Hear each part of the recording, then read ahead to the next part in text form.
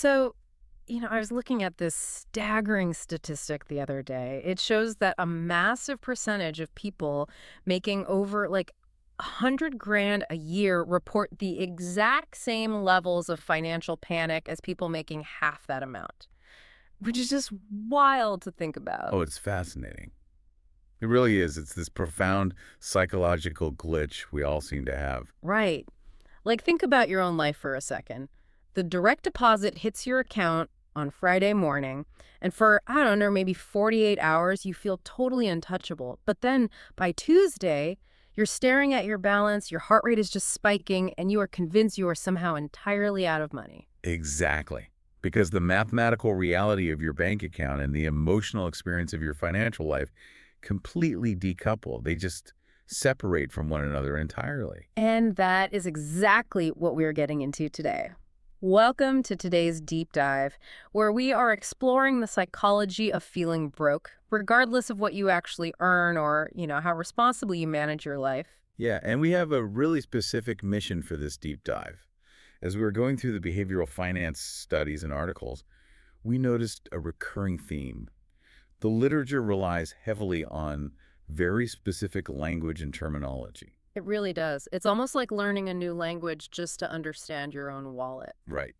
So because the source material emphasizes the language of money so much, we are going to intentionally slow down our pace today. We're going to carefully define these key English financial terms to help you, the listener, especially if you are currently learning English or if you just want to build a clearer vocabulary around your own financial stress. Which is such a good approach, and I want to reassure you right up front. Our goal today isn't to give you some strict, punishing five-step budget plan. We're not going to tell you to stop buying coffee or whatever. No, definitely not. The goal is to help you understand your feelings through language. Because when you understand the mechanism behind a feeling, you kind of strip away its power to overwhelm you. Absolutely. So let's start with the behavior that happens before the money is even spent. Oh, man. Okay, so in reading through the sources, I recognized a pattern that I'm definitely 100% guilty of. It's this active, almost aggressive refusal to check my banking app. Yeah, you and pretty much everyone else. Right. Like, instead of treating the app like a tool, I treat it like a monster under the bed. My operating logic is essentially, well, it's like if I don't look at the balance, the reality of the balance hasn't crystallized yet. So in behavioral psychology, we have a specific term for this. I'm going to slow down here to define it clearly. The term is avoidance. Avoidance. Got it. Yes. Avoidance is choosing to stay away from something because it causes uncomfortable feelings. But to really understand how it functions, we have to look past the assumption that people who avoid their finances are just lazy. Avoidance is actually an active coping mechanism. Wait, really? A coping mechanism? Your brain recognizes a potential source of distress and calculates that putting off the consequence is a way to protect yourself in the short term. Wow. Okay. It's like putting black tape over your car's check engine light. Oh, that's a perfect analogy. Yes. Like the dashboard looks perfectly fine today, so you get to drive to work without having a total panic attack. But underneath the hood, the engine is still quietly tearing itself apart. The avoidance solves the immediate emotional discomfort, but basically guarantees a catastrophic failure later. Exactly. The fear of what the mechanic is going to charge you is so paralyzing that you choose to risk the entire car. But here's the fascinating part about financial avoidance. Even when you aren't looking at the app, your brain is using up a ton of subconscious energy to suppress the fact that the problem exists. Jeez, that sounds exhausting. It is, which leads us to the underlying state driving all of this, and I'll slow down again for this next term. The term is anxiety. Anxiety. Right. Yes. Anxiety is a feeling of worry, nervousness, or stress about things we often cannot control. And financial anxiety isn't just a lack of funds. It's stress specifically related to money, where your panic completely detaches from your actual resources. Which brings us to this incredible phenomenon the sources call mental math. This was such a huge light bulb moment for me. Oh, mental math is a huge one. So the money hits the checking account on Friday. The balance is positive. but our mental software immediately flags that money as already gone. Right, because your brain is a predictive machine. It sees the influx of cash, but it immediately categorizes and subtracts all your upcoming bills. So basically, our brains are always 10 steps ahead of our wallets. Precisely. You might have savings, but your brain is already spending it on upcoming rent, phone payments, utility bills.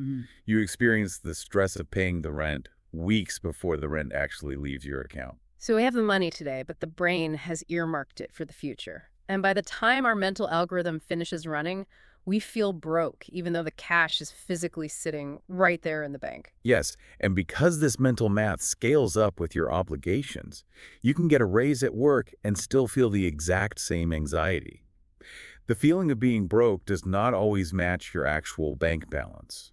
Okay, so if the anxiety doesn't go away when we get a raise, what is actually happening to the physical cash between payday and the end of the week?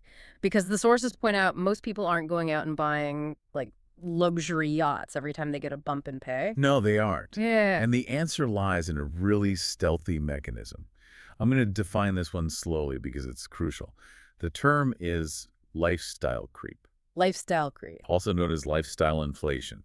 It is this sneaky, gradual process where your spending increases as your income increases. You know, thinking about this, lifestyle creep isn't like a sudden explosion of spending. It's like a slow leak in a tire. That's a great way to picture it. Right. It's just one extra streaming subscription you forgot about, or maybe one more takeout meal during the week.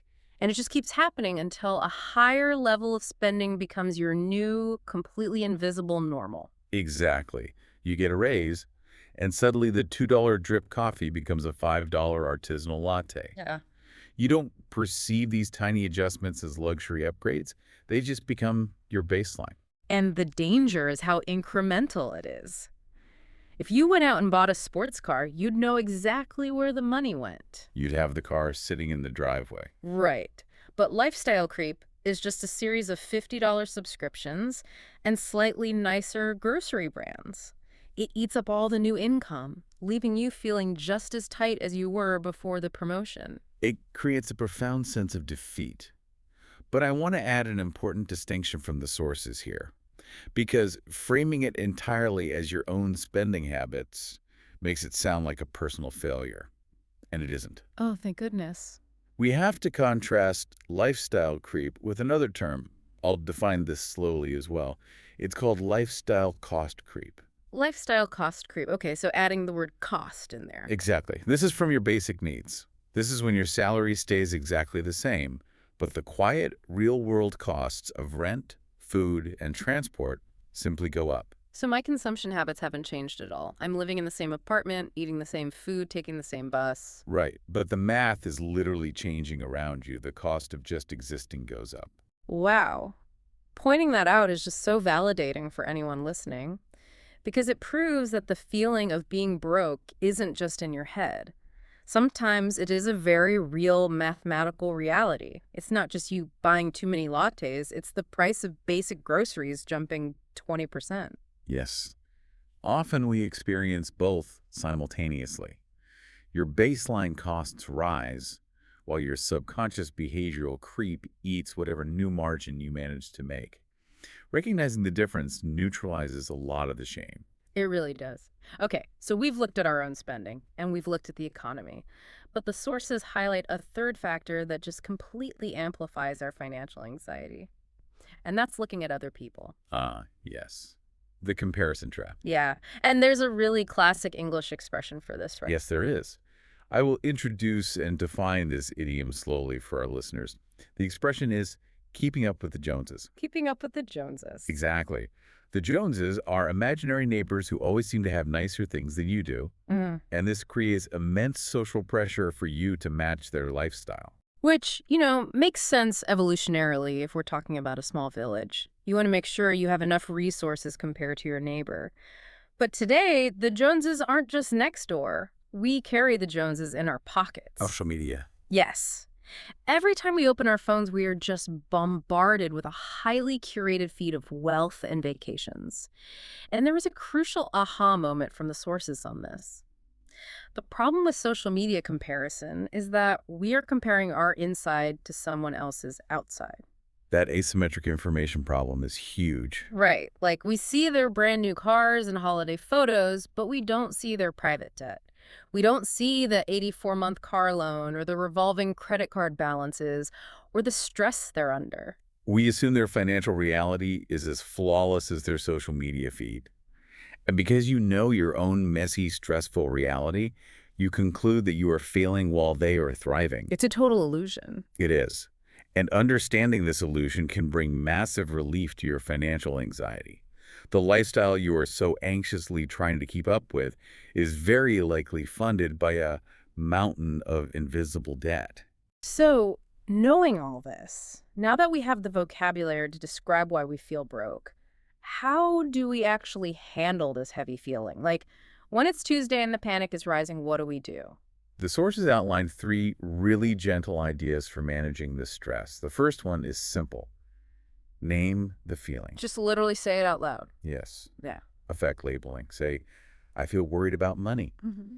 Research actually suggests that putting the emotion into specific words reduces its vague power over you. It shifts your brain away from panic and into logic. You force the monster out from under the bed. I like that. Okay, what's the second idea? Second, separate feelings from facts. Yeah. You have to actually look at what you have and what you owe. Open the app. Okay, wait. All right, I'm going to play devil's advocate here. Go for it. What if I open the app and the facts really are as bad as the feelings? Like, what if the math is just off? That's a very common fear. But the source text argues that even then, knowing the facts helps, because you are dealing with a real, quantifiable problem rather than an imagined, terrifying mystery. A known enemy is better than an unknown shadow. You can make a plan for a real problem.